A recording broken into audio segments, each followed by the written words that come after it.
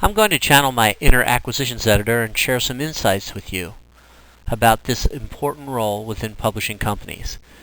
Acquisitions editors, sometimes known as acquiring editors, are responsible for obtaining and evaluating manuscripts for a publisher. Their job is divided into 4 parts. The 4th part is sometimes optional depending on the publisher. Hello, welcome to part 2 of the Life of the Book, Acquiring Content. I'm going to channel my inner acquisitions editor and share some insights with you. Acquisitions editors, sometimes known as acquiring editors, are responsible for obtaining and evaluating manuscripts for a publisher. Their job is divided into 4 parts. The 4th part is sometimes optional depending on the publisher. Number 1, soliciting manuscripts. Soliciting manuscripts is the job of bringing in submissions. In some cases, acquisitions editors may read unsolicited manuscripts that have been sent in.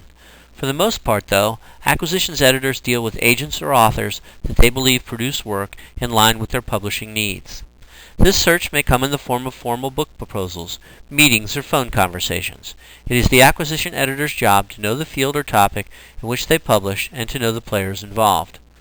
Number 2, evaluating manuscripts. Acquisitions editors, sometimes with the help of an assistant, read the manuscripts they receive and decide which ones would be good for publication.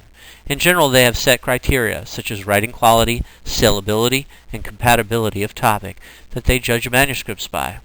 The acquisitions editors must then defend their choices to the ultimate decision makers, such as senior editors, the editor-in-chief, the publisher, or an editorial board.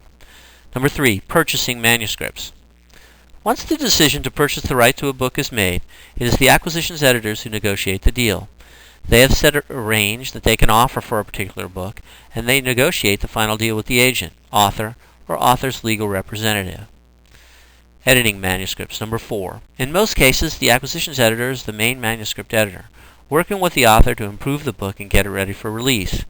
In this part of the process, the editor does what is traditionally considered to be an editor's job, making manuscript corrections and giving suggestions to the author. For some publishers, a separate manuscript editor does the lion's share of this work instead of the acquisitions editor. I want to go back to soliciting manuscripts. It is the acquisitions editor's job to know the field or topic in which they publish and to know the players involved. And by knowing the players, this is how you can get the best manuscripts in the field. You need to know who's publishing the best authors and what the landscape is. Oftentimes, when a publisher decides to go and acquire in a different area, it can take 5 to 10 years to establish that list.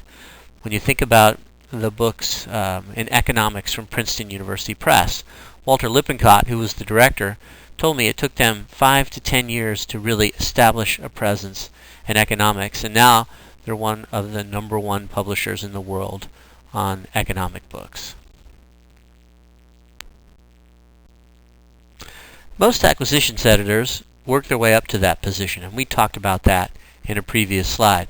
They may start the field as an editorial assistant or a manuscript editor and move up through promotion. Very few advertised positions are available for those without experience. An acquisitions editor should have a degree, often an advanced degree, in English, creative writing, or the field in which they are an editor. An acquisitions editor for biology books, for example, often has a degree in biology. Good acquisitions editors are also proficient copy editors and proofreaders. They are familiar with the process of acquiring book rights and copyrights. They are skilled negotiators. Acquisitions editors tend to have good social skills and like working with people. Knowledge of the process of digital publishing, audiobooks, online books, etc., is also frequently a requirement for acquisitions editors. You also need a thick skin. I once knew a difficult author, one of the world's leading chemists, who told me a story about the acquisitions editors who'd come calling from a certain publisher. This was after I'd given him my business card. He said when a new acquisitions editor would come in from that company, he would open his desk and take out a stack of business cards from that company that he had taped together and drop them down accordion style in front of the new acquisitions editor.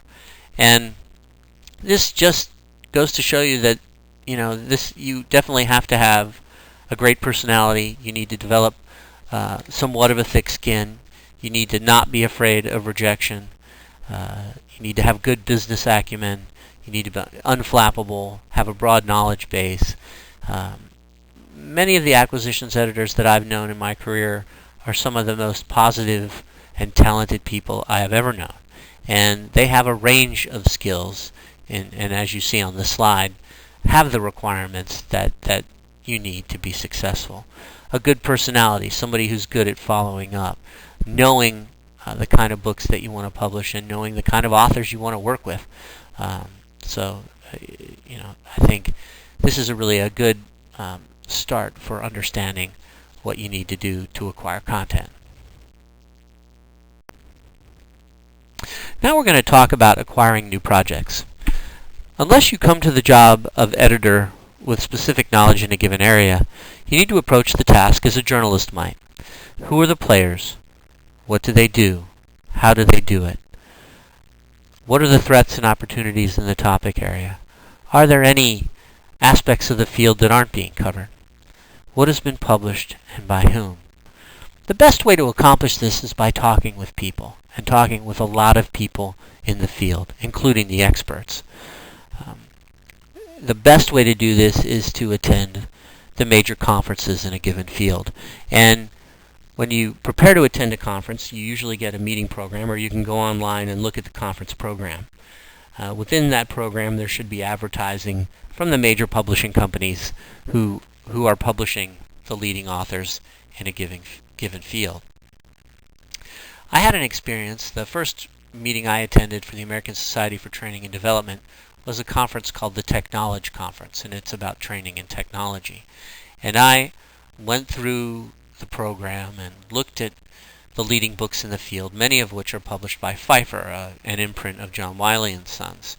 And I made a list of those authors and went and scheduled meetings with all of those authors that I could. And the reason why they would want to talk to me is because the American Society for Training and Development had 40,000 members, which is essentially a built-in audience of readers that those authors wanted to reach.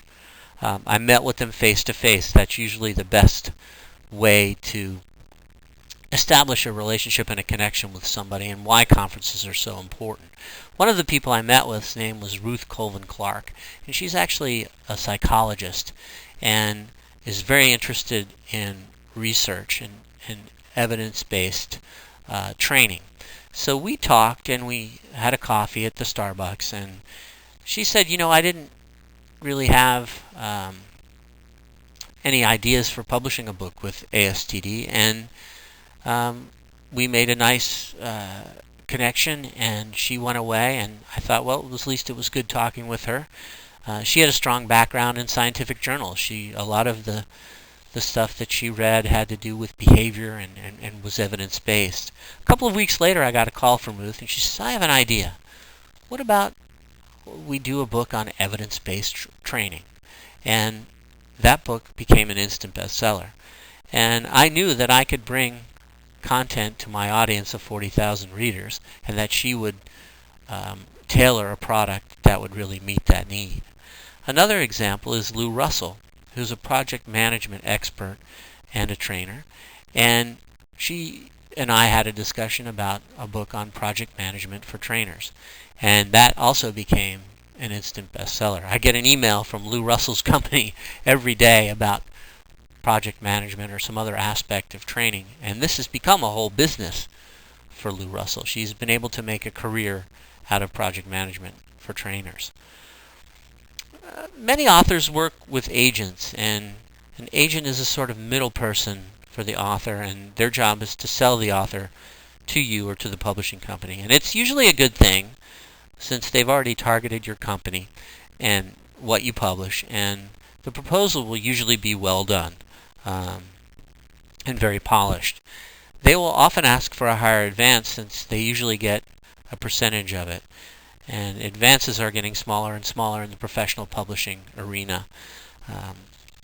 And in fact, having to pay the agent doesn't really help your company if your budget is limited. But you negotiate with the agent and reach a deal with the agent rather than the author. And the agents usually take 10 to 15% of the profits. We also work with book packagers. Editors will work with a book packager. And book packaging is a publishing activity in which a publishing company outsources the myriad tasks involved in putting together a book, writing, researching, editing, illustrating, and even printing, to an outside company called a book packaging company. Once the book packaging company has produced the book, they then sell it to the final publishing company. In this arrangement, the book packaging company acts as a liaison between a publishing company and the writers, researchers, editors, and printers that design and produce the book. Book packagers thus blend the roles of agent, editor, and publisher. Book packaging is common in the genre fiction market, particularly for books aimed at preteens and teenagers, and in the illustrated nonfiction co-edition market. So this is a little bit of background on acquiring projects. And you research the topic, you establish a nice Rolodex of contacts. You ask established authors to write specific books for an area or a place where you see that there's a need for content. And as an editor, as an acquisition editor, you also end up working most likely with agents or book packagers. What does an acquisitions editor do? They're also called commissioning editors. They actively bring projects to a publisher. Actively here means that the editor is under considerable pressure to meet signing goals, to sign up a certain number of books in a given fiscal year, and that's usually established in conjunction with the editor-in-chief. And they're acquiring in specific areas and specific topics. They're looking at ones that have sold well in the past or continue to sell well. Maybe there's a new edition that can be published or new topics that can be covered. It deals with assessing the field almost continuously to see where the opportunities are. How many books per year varies with publishers, but it's usually between 12 and 20 new projects. That's really all one person can effectively handle. Also, acquisition editors usually acquire books within a narrow band of topic areas, either based on their experience or education. For example, a math major in college turned acquisitions editor through some cruel twist of fate or bad luck would not likely be acquiring books on women's fashion or farming, unless, of course, the editor had some track record acquiring books for those markets or other experience that was appropriate for the job. Editors also, right from the beginning, evaluate the project for its fit and feasibility. The first step in the process is a book proposal, and it's the heart of what an acquisitions editor does. Usually the first person at a publishing house who sees a book proposal, depending on the topic. For fiction, nothing reaches the acquisition editor's desk unless it has already been vetted by someone else, an agent or an in-house screener, or an editorial assistant. Remember, we talked about the slush pile a little while ago. Most publishers don't even accept unsolicited manuscripts, and if they do, the manuscript is only looked at long enough to put a rejection letter or a rejection slip in an envelope and send it back. For nonfiction and professional and trade titles, they're a little bit more straightforward. Books about being a better leader. Jim Collins' Good to Great. John Cotter's A Sense of Urgency. Harvard Business Publishing is one of the publishers that does this. These proposals are more likely to reach an acquisitions editor first. Still, the steps after a book proposal gets the attention of an editor are the same, and we'll discuss those. Editors are also advocates for the project. Just because the editor thinks the project is right for the publisher doesn't mean that the author's home free. Acquisitions editors have to sell the project internally to the director of his or her particular division, department, or imprint. In other words, the editor has to build consensus among all the players, both other editorial players and financial marketing players, that the book is worth pursuing. And this process generally begins with the boss. No surprise there. You have to develop a proposal and a package.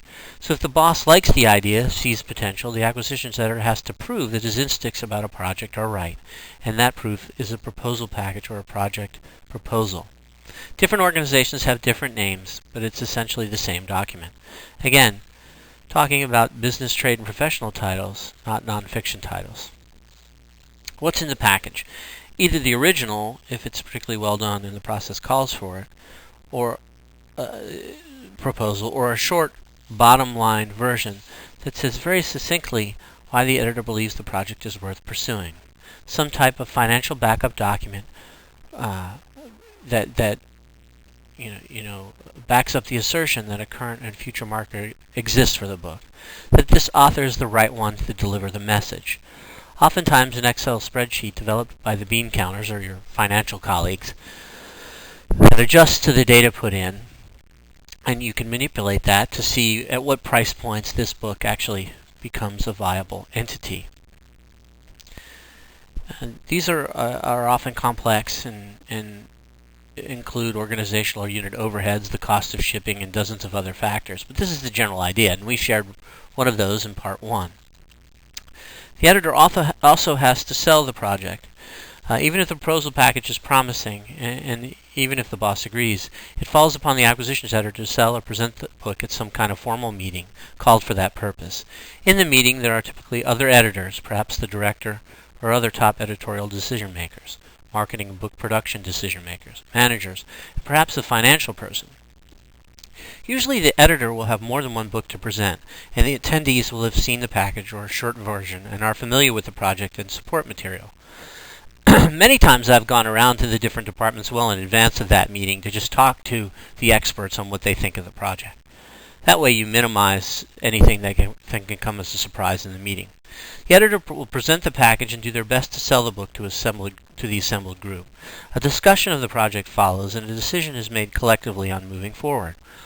This is done since it makes sense organizationally, but also, as one editor told me, so there will be no finger pointing if the book fails to live up to expectations.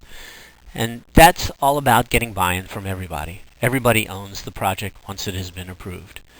The editor negotiates the book contract. If the book is approved by the publishing committee, it is the acquisitions editor's job to tell the author that the project has been approved and send a contract. Usually the editor sends a standard lawyer-approved publishing contract that can be amended with certain boundaries depending on the needs of the author. If the author wants 12% of net sales rather than 10%, or wants 25 copies of the final printed book rather than the standard 10 copies. The other big piece of what acquisitions editors do is that they must ensure delivery of the acceptable manuscript. Of course, authors have deadlines to meet, which are stated clearly in the contract. Most have some type of penalty for non-delivery or late delivery of manuscripts. It's important for the acquisitions editor to meet the contract date, since all the other dates in the process, editing, production, marketing, and warehouse delivery, are tied to the promised date. It's the editor's job to do what is necessary to encourage the author to deliver on time, since even e-books must go through all the publishing phases except printing and warehousing, and that process is only 4 to 6 weeks out of a 6-month process.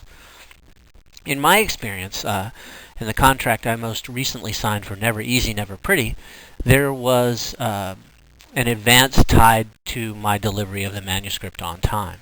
And it wasn't a large advance, but it was definitely something that motivated me to complete the book on the date that they had submitted. And a book about a team's football season is only going to be relevant for a very short time. So I had to submit that book on that date, or the whole project was going to be in jeopardy. Anyway, this is just more about the role of an acquisitions editor. And I want to take this moment to tell you that publishing is a fantastic career, and I really enjoy working with acquisitions editors, but there is nothing in this field that you can't learn or come to grips with or understand. And it's all really learned by doing, having that position and learn, and that's really the best way I've found to learn about it. Now let's talk contracts. A contract is a legally binding document that allows a publisher to acquire content from an author. If the book is approved by the publishing committee, it is the acquisitions editor's job to tell the author that the project has been approved and send a contract. Usually the editor sends a standard lawyer-approved publishing contract that can be amended within certain boundaries depending on the needs of the author. If the author wants 12% of net sales rather than 10%, or wants 25 copies of the final printed book rather than the standard 10 copies.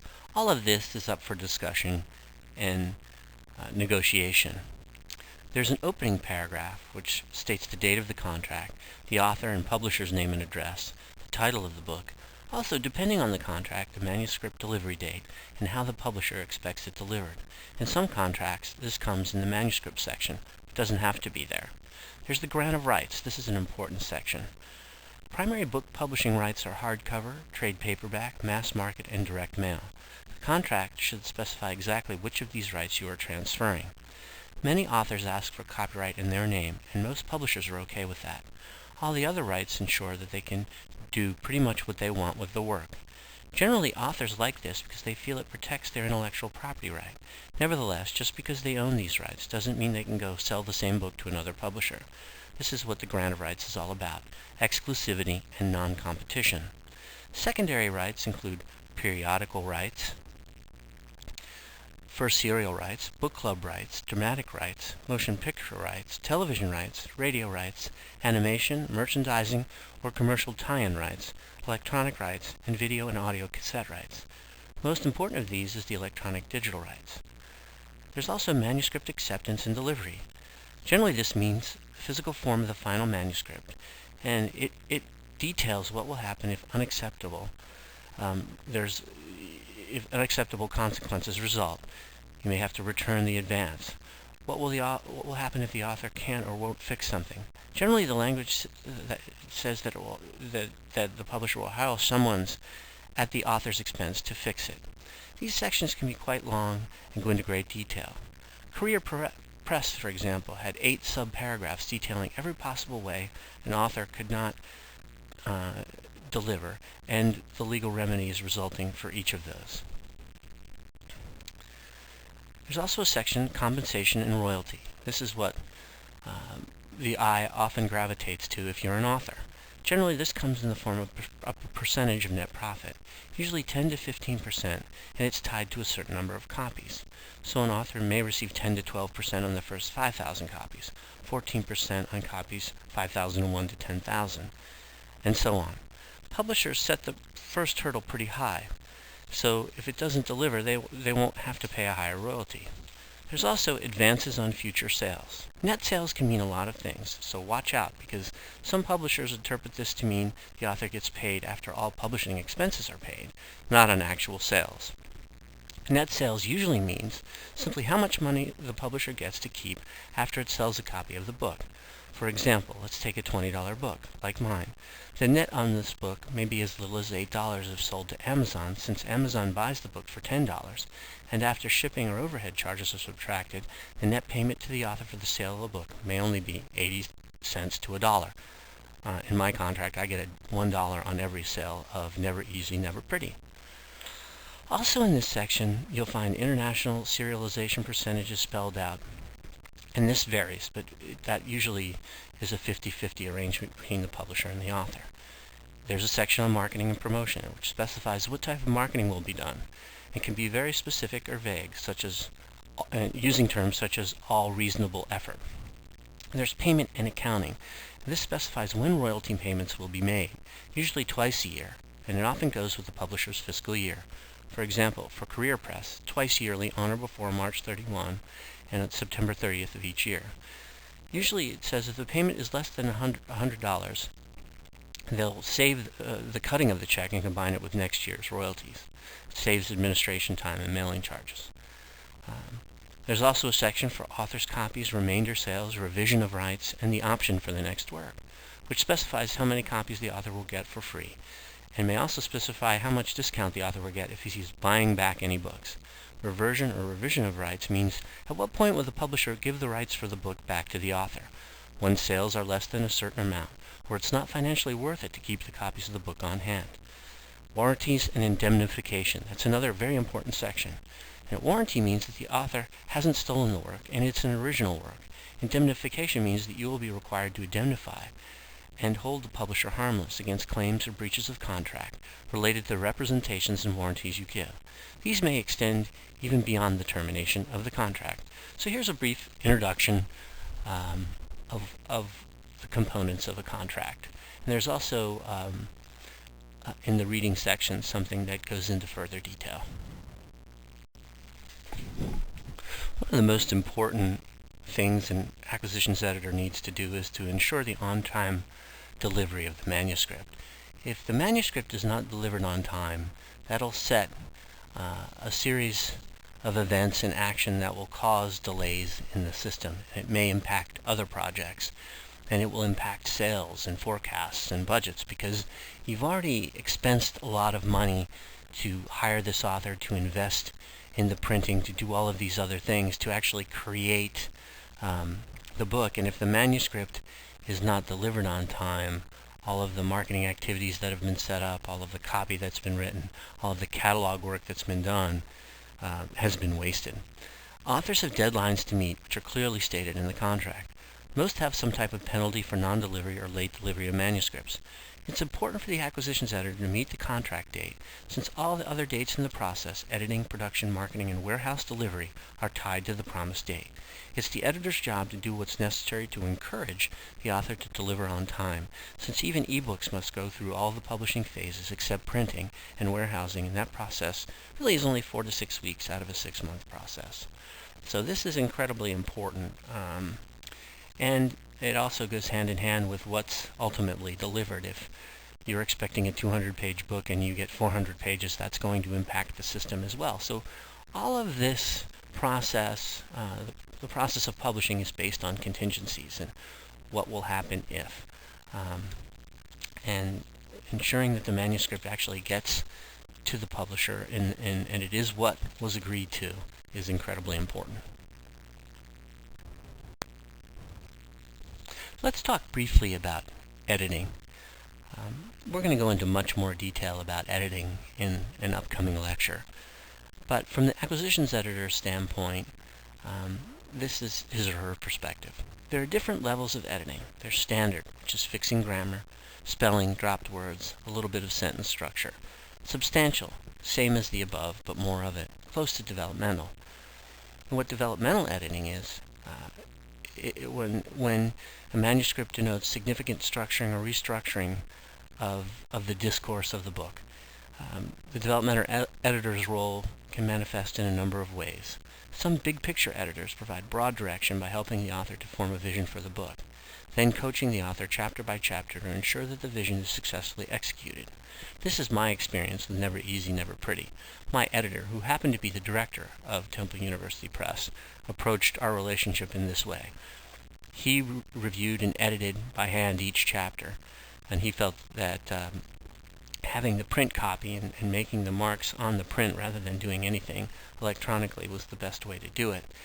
And I tend to agree with that, but he made sure that in each chapter the voice was consistent, my points were clear and concise, and that I was moving the manuscript forward to achieve the vision we both agreed on. There are other editors that get their hands dirty with the prose itself, suggesting rewrites at the chapter, section, paragraph, and sentence level. This hands-on approach is sometimes called substantive editing or line editing. From this perspective, stylistic intervention alone is not developmental. To be sure, there are cases in which a manuscript's organization is sound, but the tone so pervasively wrong that virtually every sentence must be recast. Severe as these problems of tone may be, they can usually be handled by a high-powered copy editor, and those that can't are beyond the reach of editing, requiring instead the hand of a ghostwriter or co-author. Nevertheless, most manuscripts with structural problems have stylistic lapses as well, and developmental editors are often asked to fix both kinds of problems. Here is Hopkins editor Vince Burke going through page by page a paleontology manuscript. He's looking to make sure that everything is there. He's reading sections. Depending on what stage of the proofing it's in, he'll be looking for different things. He might at this stage just be looking for the fact that all of the page numbers are correct and the chapter headings are correct, and maybe not so much about the text. But if you want to pursue a career as an editor, then I encourage you to jump in with both feet. You need to really inundate yourself with all the media in the publishing world, the journalism blogs, the RSS feeds, and look at some of these websites: Media Bistro, Pointer, Book Business, Publishing Today, Publisher's Lunch, Shelf Awareness. A lot of these very helpful websites that track what's going on in the book business today. Pointers from the Medill School of Journalism out of Northwestern, and it's a really good finger in the wind about the state of publishing. And I've also enjoyed reading articles on Media Bistro. It kind of covers a broad spectrum of publishing in terms of the state of the industry, as well as down to copy editing and new things that are going on. So a career in editorial is a great thing. It's it's been memorialized or celebrated in movies like The Devil Wears Prada, where it can be, if you're an editorial assistant, there's a lot of hard work. But in publishing is a business that, hard work is rewarded. And there's no better place to be than in the place where the content is being brought in, because you're getting to see at the earliest stages what the essence of the publishing firm is. What kind of book is right for the press? What kind of author are the ones that we want to work with? So I encourage you, if you're interested, to contact me with any other questions that you may have about this.